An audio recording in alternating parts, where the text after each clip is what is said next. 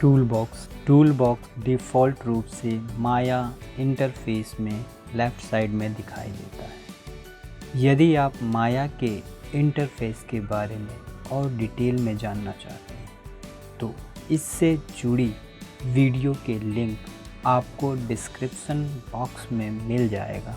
माया में काम करने के लिए सबसे ज़्यादा उपयोग में आने वाला टूल को टूल बॉक्स में रखा गया है।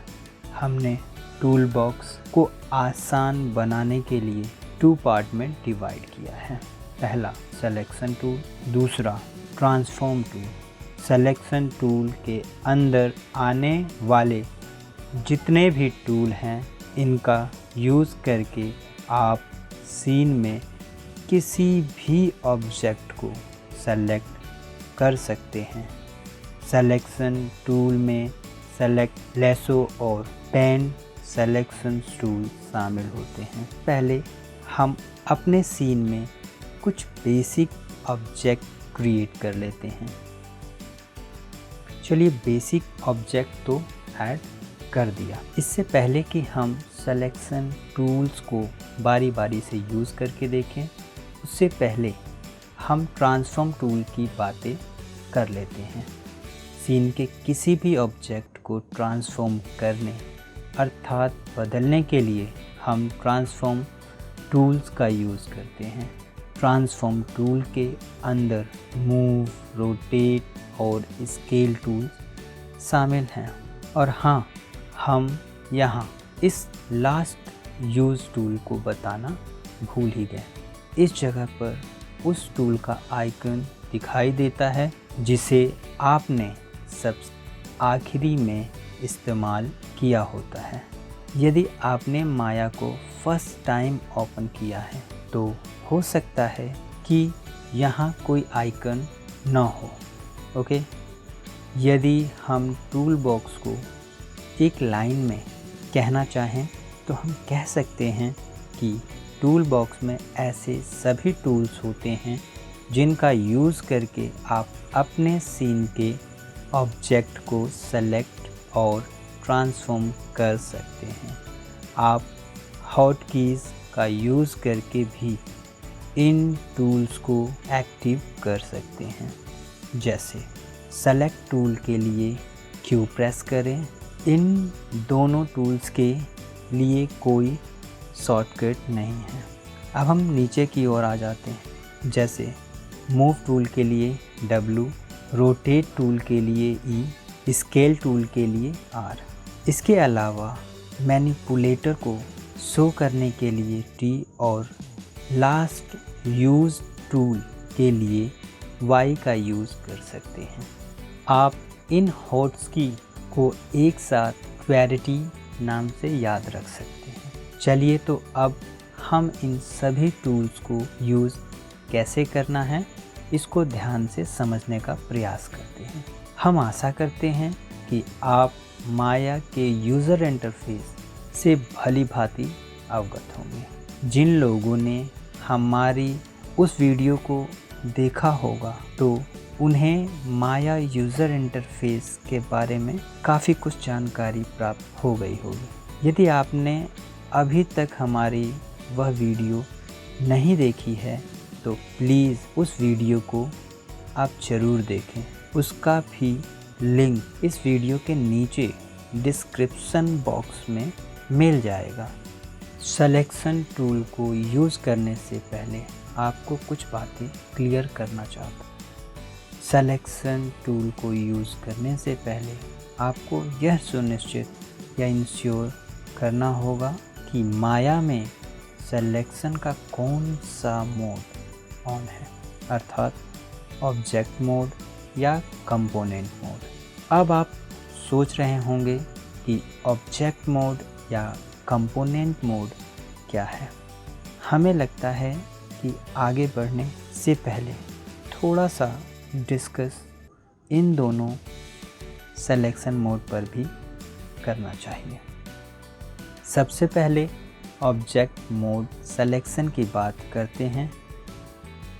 जैसे कि हम जानते हैं कि माया के अंदर कोई भी ऑब्जेक्ट वर्टेक्स, एज और फेस से मिलकर बनता है। उदाहरण के लिए हम इस क्यूब को ही ले लेते हैं। ये वर्टेक्स है, ये एज है और ये फेसेस हैं। यदि हमने थोड़ा भी इधर उधर किया तो इसका प्रभाव ऑब्जेक्ट के शेप पर पड़ता है। अर्थात जब माया में ऑब्जेक्ट मोड सिलेक्शन ऑन रहता है तो माया ऑब्जेक्ट को एक कंप्लीट यूनिट के रूप में ट्रीट करता है। इस मोड में माया पूरे ऑब्जेक्ट को मूव, रोटेट और स्केल करता है या सेलेक्ट करता है। लेकिन जब आप कंपोनेंट मोड में होते हैं या आप कंपोनेंट मोड को ऑन करते हैं तो आप उस ऑब्जेक्ट्स के पॉइंट्स अर्थात वर्सेस, लाइन अर्थात एजेस और फेस को मूव, स्केल या रोटेट कर पाते हैं। Component mode polygon, nerve, sub division, surface और कर्व्स पर काम करता है। हमें लगता है कि अब आप समझ चुके होंगे। यदि अभी भी कोई डाउट हो तो आप हमें कमेंट करके पूछ सकते हैं। ऑब्जेक्ट मोड या कंपोनेंट मोड को एक्टिव करने के कई ऑप्शंस हैं जिसकी चर्चा आज हम इस वीडियो में नहीं करेंगे। इसके लिए हम अलग से वीडियो बनाएंगे। अभी के लिए बस आप इतना जान लें कि अगर आप F8 प्रेस करते हैं तो आप ऑब्जेक्ट मोड या कंपोनेंट मोड में स्विच कर सकते हैं। अब वापस टूल बॉक्स पर चलते हैं। यहाँ आपको सबसे ऊपर जो टूल आइकन नज़र आ रहा है उसे सेलेक्ट टूल कहते हैं। यदि आप इसका नाम भूल भी जाते हैं तो आप सिर्फ अपने कर्सर को उस आइकन पर ले जाएं। आपको कुछ देर में उस पर्टिकुलर टूल का नाम दिखाई देने लगेगा। सेलेक्ट टूल को एक्टिव करने के लिए इस आइकन पर माउस का लेफ़्ट बटन क्लिक करें और यदि आप टूल सेटिंग विंडो को ओपन करना चाहते हैं तो उसी आइकन पर डबल क्लिक करें। अभी हम टूल सेटिंग विंडो को क्लोज़ कर देते हैं। हमने हर टूल के टूल सेटिंग के लिए अलग से ट्यूटोरियल बनाया है। इस ट्यूटोरियल में टूल्स के बेसिक यूज़ पर ही हम फोकस करेंगे। ओके, आपने देखा कि हमने जैसे ही सेलेक्ट टूल पर क्लिक किया तो इसके पीछे एक ब्लू स्क्वायर जैसा बन गया। इसका मतलब है कि टूल बॉक्स का यह टूल एक्टिव या सेलेक्टेड है। आप इसी तरह से किसी भी टूल को सेलेक्ट कर सकते हैं। वापस से सेलेक्ट टूल पर आते हैं। ठीक है, जब आपका सेलेक्ट टूल एक्टिव हो जाए तो आप सीन के ऑब्जेक्ट को सेलेक्ट करने के लिए माउस को ड्रैग करते हुए इस तरह से ऑब्जेक्ट के ऊपर लाएं। By default selection style marquee selected होता है। आप टूल सेटिंग विंडो से ड्रैग ऑप्शन को सेलेक्ट कर सकते हैं। हालांकि ऑब्जेक्ट सिलेक्शन मोड में आपको मार्की और ड्रैग सिलेक्शन स्टाइल में कोई डिफरेंस नज़र नहीं आएगा क्योंकि ये बिल्कुल मार्की की तरह ही बिहेव करता है। बस इसका पॉइंटर या कर्सर एरो की जगह सर्कल में चेंज हो जाता है। लेकिन जैसे ही आप कंपोनेंट सिलेक्शन मोड में स्विच करते हैं वैसे ही यह पेंट ब्रश टूल की तरह बिहेव करने लगता है। पेंट ब्रश के यूज़ को इसी वीडियो में आगे देखेंगे।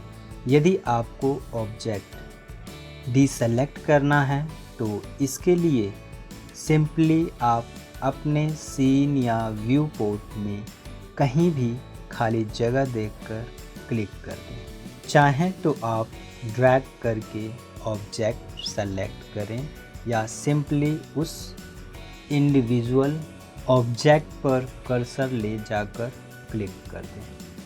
How to remove selection. Selection हटाने के लिए खाली जगह पर क्लिक कर दें, ओके। या आप किसी और ऑब्जेक्ट पर क्लिक करके भी पहले वाले ऑब्जेक्ट को डीसेलेक्ट कर सकते हैं। यदि आपको अपने सीन में एक या पूरे ऑब्जेक्ट को सेलेक्ट करना है तो कोई बात ही नहीं है, क्योंकि आप बड़ी आसानी से जितने ऑब्जेक्ट को सेलेक्ट करना है उतने पर इस तरह से ड्रैग करके ले जाएं, आपका ऑब्जेक्ट सेलेक्ट हो जाएगा। ऐसी स्थिति में आप कीबोर्ड से विंडो यूज़र, शिफ्ट और मैक यूज़र ऑप्शन की प्रेस करके अपनी सहूलियत के हिसाब से जिन जिन ऑब्जेक्ट को सेलेक्ट करना चाहते हैं उसे क्लिक या ड्रैग के द्वारा अपने आप सेलेक्शन में ऐड कर सकते हैं, कुछ इस तरह से, ओके।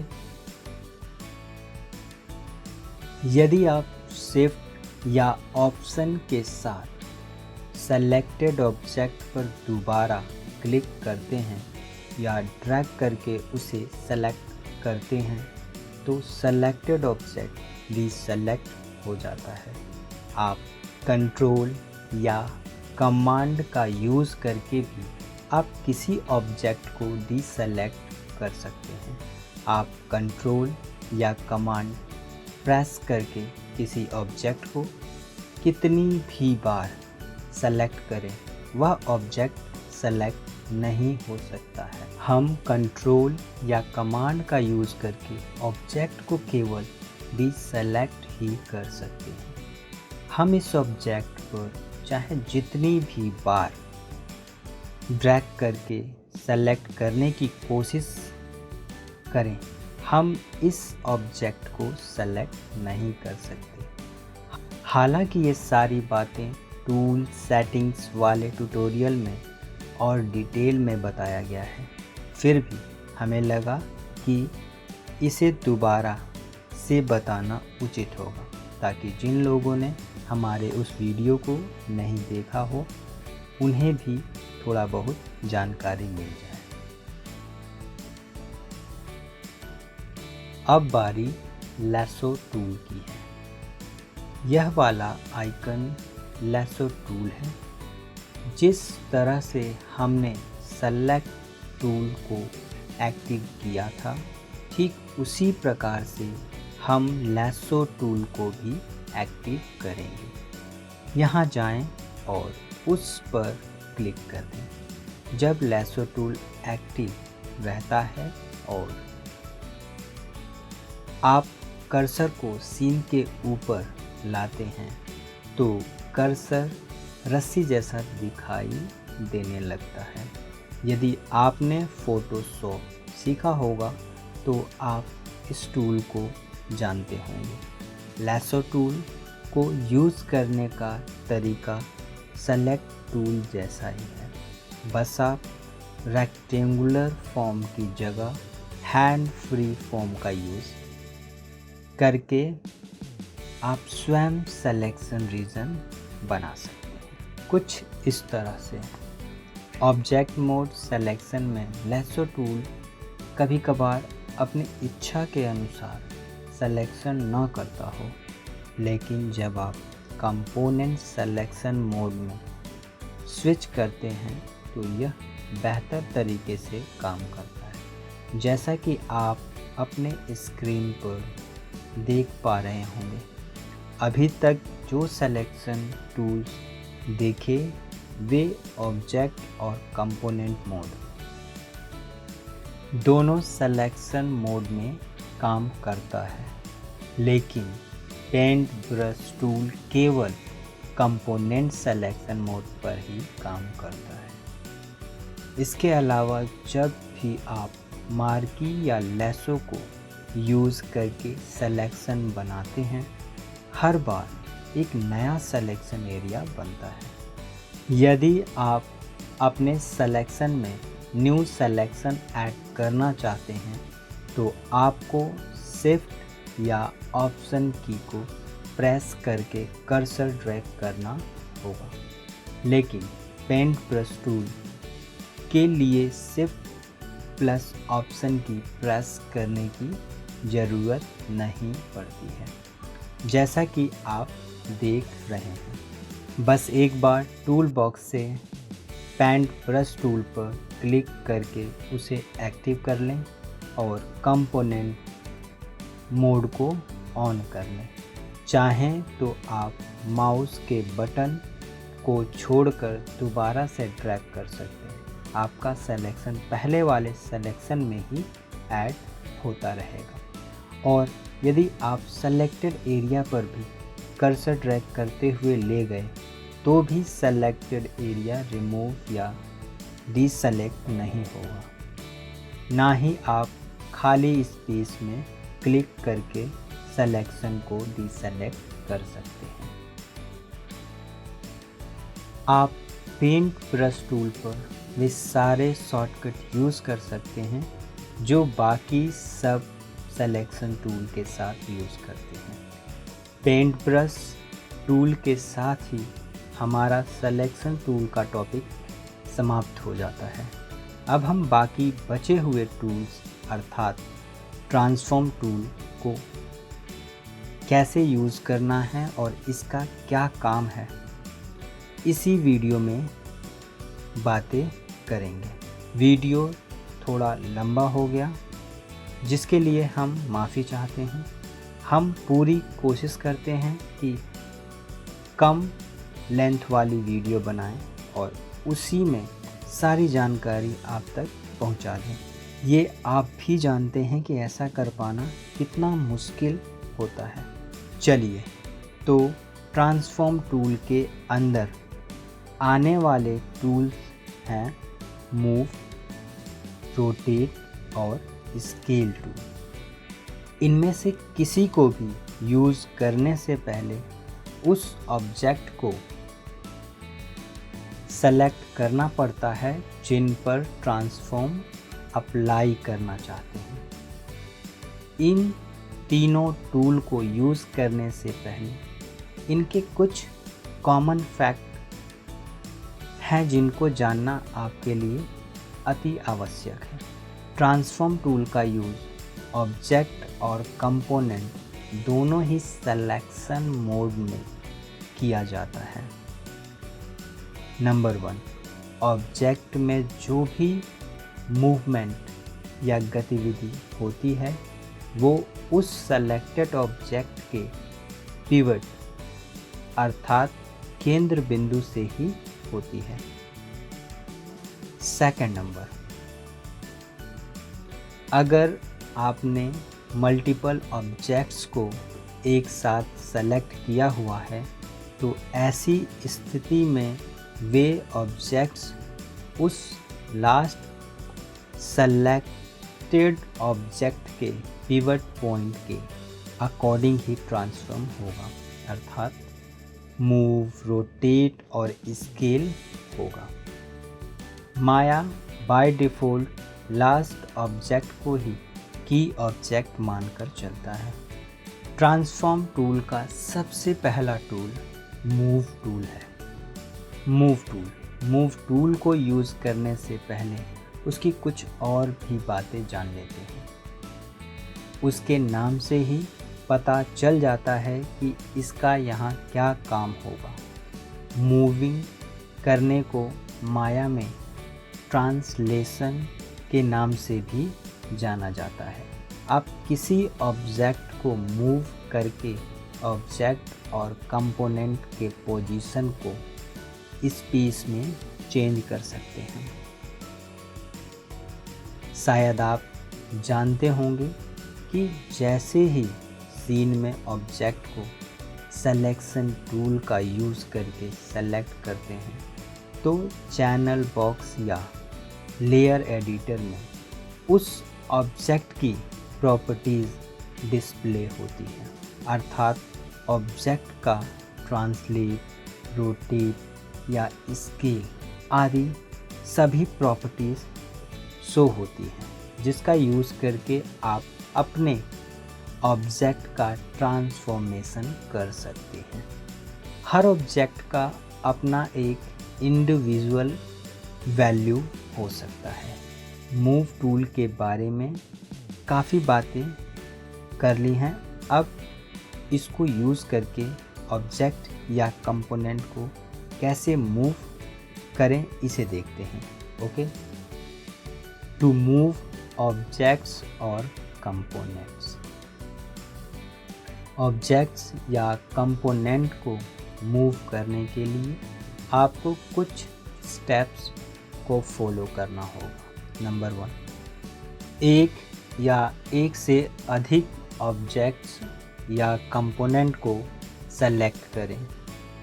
नंबर 2, उसके बाद टूल बॉक्स से मूव टूल आइकन पर क्लिक करके इसे एक्टिव करें, या आप W प्रेस कर भी इसे एक्टिव कर सकते हैं। यदि आप इसको यूज़ करने से पहले ही इसके सेटिंग में कुछ चेंजेस करना चाहते हैं तो आप मूव टूल आइकन पर डबल क्लिक करके टूल सेटिंग ऑप्शन में जाकर चेंजेस भी कर सकते हैं। नंबर 3, जैसे ही आप मूव टूल को सेलेक्ट करेंगे वैसे ही सेलेक्टेड ऑब्जेक्ट में इस तरह का मैनिपुलेटर दिखाई देगा। सेलेक्टेड ऑब्जेक्ट की पोजीशन चेंज करने के लिए इन तरीकों को यूज़ कर सकते हैं। तीनों एरोज 3 एक्सिस को शो करते हैं जो तीनों डायरेक्शन में मूव होगा। सेंटर व्यू में चारों ओर फ्रीली मूव होगा। अगर आप चाहते हैं कि ऑब्जेक्ट को 2 एक्सिस के साथ साथ मूव करें तो प्लेन हैंडल को ड्रैग करें। फॉर एग्ज़ाम्पल, XY प्लेन की ओर मूव करने के लिए ब्लू प्लेन हैंडल को ड्रैग करें। एक एरो या प्लेन हैंडल को एक्टिव करने के लिए इन पर क्लिक करें। एक्टिव होते ही उसका कलर चेंज होकर येलो में बदल जाएगा। फिर आप उस एक्सिस या प्लेन की ओर मूव करने के लिए माउस के मिडल बटन को ड्रैग करें। कॉरेस्पॉन्डिंग प्लेन हैंडल को एक्टिव करने के लिए कंट्रोल के साथ या कमांड के साथ एक एरो पर क्लिक करें। बिना मैनिपुलेटर के पार्ट को सेलेक्ट किए आप उस ऑब्जेक्ट को जिस डायरेक्शन में मूव करना चाहते हैं उसी दिशा में शिफ्ट के साथ माउस का मिडल बटन ड्रैग करें। आपका ऑब्जेक्ट उसी डायरेक्शन में मूव करेगा। अब हम रोटेट टूल के बारे में चर्चा करेंगे। रोटेट टूल ऑब्जेक्ट और कंपोनेंट को घुमाने के काम आता है। ऑब्जेक्ट के पिवट के चारों ओर रोटेशन होता है। हमने जैसा कि मूव टूल को यूज़ करते समय बताया था, ठीक वैसे ही रोटेट और स्केल टूल की सेटिंग ऑप्शन है। यदि आप इनको यूज़ करने से पहले इनकी सेटिंग में कुछ चेंजेस करना चाहते हैं तो आप कर सकते हैं। इसलिए अब हम यह देख लेते हैं कि ऑब्जेक्ट्स या कंपोनेंट को कैसे रोटेट किया जाता है। इसको भी मूव टूल की तरह ही यूज़ करते हैं। चाहें तो आप टूल बॉक्स में जाकर रोटेट टूल को एक्टिव करें या ई प्रेस करके इसे ऑन कर सकते हैं। रोटेट मैनिपुलेटर मूव मैनिपुलेटर से अलग दिखता है, इसीलिए इसको ध्यान से देखने की ज़रूरत है। इसे कैसे यूज़ करना है, अब हम इसके बारे में बातें करेंगे। मैनिपुलेटर के बाहरी रिंग अर्थात आउटर रिंग को ड्रैग करके आप अपने ऑब्जेक्ट को अपने व्यू पोर्ट के अकॉर्डिंग रोटेट कर सकते हैं।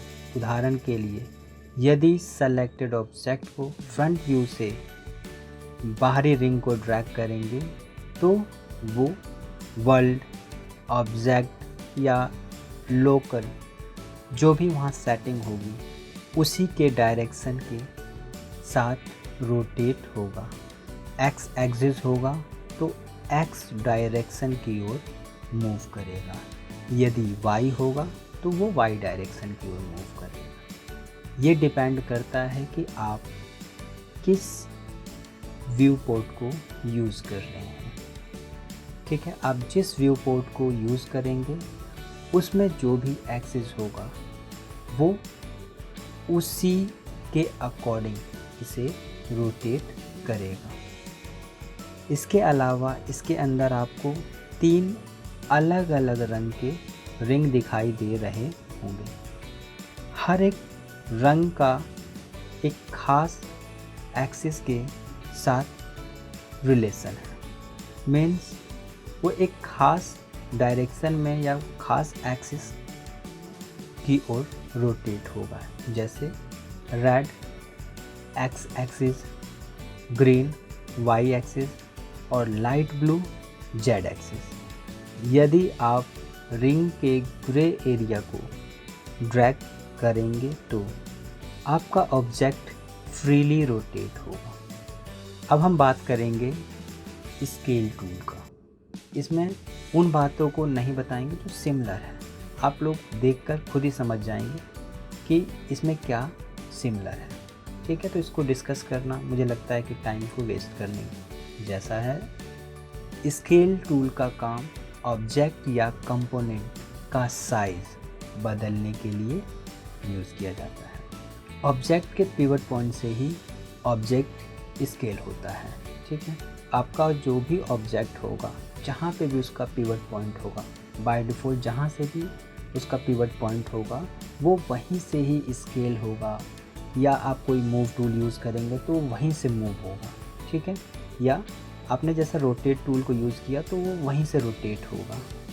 आप जैसे ही स्केल टूल आइकन पर क्लिक करेंगे आपको कुछ इस तरह का स्केल मैनिपुलेटर दिखाई देगा। आप जिस एक्सिस में अपने ऑब्जेक्ट या कंपोनेंट को स्केल करना चाहते हैं उसी डायरेक्शन के क्यूब या बॉक्स को ड्रैग करें। सेंटर वाले क्यूब को ड्रैग करने से सेलेक्टेड ऑब्जेक्ट चारों ओर से बराबर स्केल होगा। किसी भी क्यूब को स्केल मैनिपुलेटर के केंद्र बिंदु से दूर ड्रैग करेंगे तो उसी एक्सिस में ऑब्जेक्ट स्केल होगा और उसका साइज भी। लेकिन जब आप पिवट पॉइंट की ओर अपना कर्सर ड्रैग करेंगे तो ऑब्जेक्ट का साइज छोटा होने लगेगा और फिर अगर वो ज़्यादा करते जाएंगे तो वो इन्वर्ट हो जाएगा। ठीक है, वो प्लस होगा तो माइनस में और माइनस होगा तो प्लस में और वैल्यू बढ़नी शुरू हो जाएगी। प्लेन हैंडल को ड्रैग करके 2 एक्सिस में स्केल कर सकते हैं।